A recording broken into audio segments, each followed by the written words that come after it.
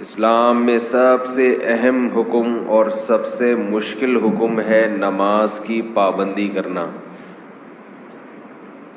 نماز پڑھنا مشکل نہیں ہے، نماز کی پابندی کرنا مشکل۔ پوری زندگی انسان اس بات کی کوشش میں لگا رہے کہ نماز کبھی قضا نہیں ہونے دوں گا،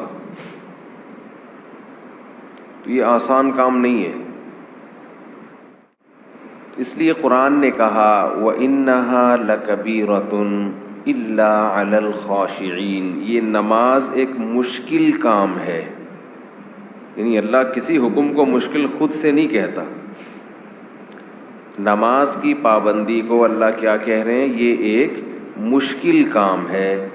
إِلَّا عَلَى الْخَاشِعِينَ وَإِنَّهَا لَكَبِيرَةٌ، یہ مشکل کام ہے۔ إِلَّا عَلَى الْخَاشِعِينَ، مگر ان لوگوں پر جن کے دل میں اللہ کا خوف ہے۔ اب دیکھو اللہ نے نسخہ بھی خود ہی بتا دیا کہ اگر اس مشکل کو آسان بنانا چاہتے ہو تو اپنے اندر اللہ کا خوف پیدا کر لو۔